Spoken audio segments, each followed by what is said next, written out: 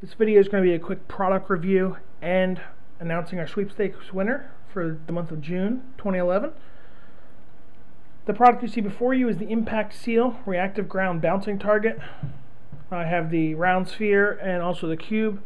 I got these this week. I just tried them out last night and wanted to share the results with you.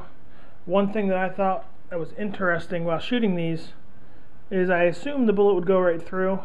We shot with 22 long hollow points and 22 shorts. As you can see, the bullet stays in sometimes. There's one there, there's one there, there's another one right there, stuck inside. The ball has a similar thing, you just can't see any of the bullets. I believe some of the bullets are actually in the plastic or the rubber. Other times, at least from my experience with 22s, it has not been good so far. Again, this is what these are. Impact Seal Reactive Ground Bouncing Target. They're from Do It All Outdoors. They handle 1,000 rounds apparently, and they look like they might. The instructions on these, one thing I want to point out that's very important to note. Always shoot with a minimum distance of 50 yards. Now I shot these with a 22 rifle. They're made for 22 to 50 caliber. So my assumption was, yes, 50 yards is to cover their butt with this thing, but at the same time you could probably shoot it closer. And so what we did was we shot it about 20 yards. I measured it after we shot, and I measured it because of what happened. While shooting at this ball, this is my assumption of what happened. Some of the bullets go through the rubber. They go all the way through the first layer of rubber. You're shooting it on an angle, and it loses velocity or energy on the second one. So when it hits the second one, if it goes through this one, hits this one, it's going to bounce off because it doesn't have enough strength to penetrate it. I came to that conclusion because of a couple things. The first shot on this one actually stuck in. My second shot on this one, I heard a noise to the side of me, and I was shooting on my deck of my house. I heard a noise behind me, and so I thought it might have been a ricochet, but I wasn't sure. It could have just been a bug hitting the house. Later on in the shooting session, we realized that bullets like this were coming back and hitting the brick wall of the house. We found this one later. We found that one because we were looking for this one. This particular hollow point still has some orange residue on it when it went past through the ball.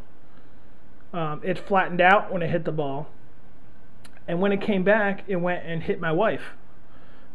That is when we realized that these two products for a 22 rifle is just a no-go. I mean, if you're looking for, like, I got these for my son. I thought they were going to roll around, bounce, be fun.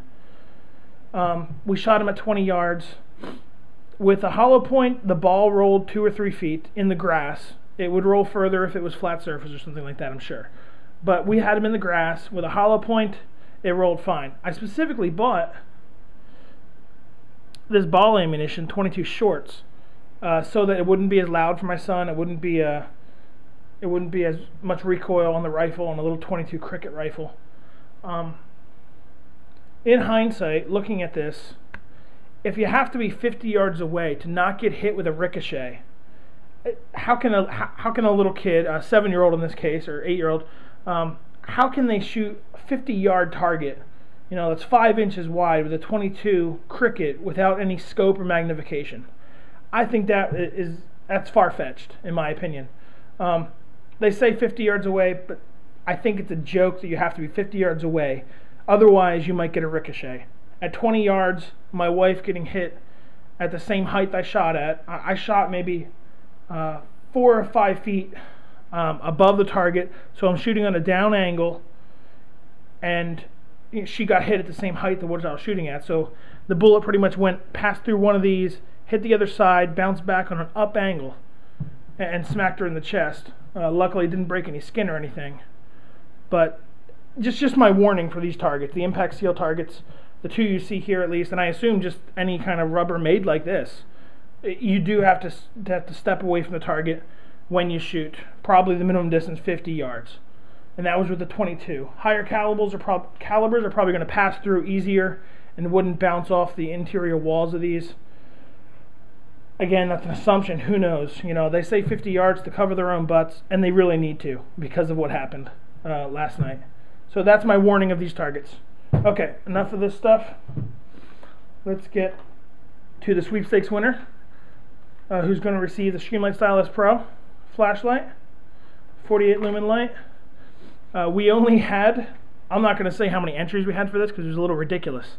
It was very low. Your chances of winning were very good.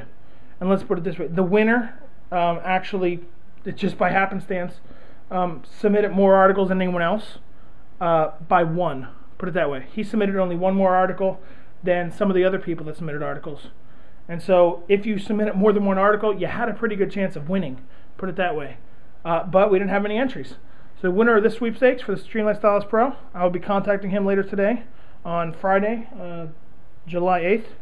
The winner is Captain Ben Cook. Ben Captain Cook. So congratulations, Ben. Thank you for your writings for MoFirearms.com.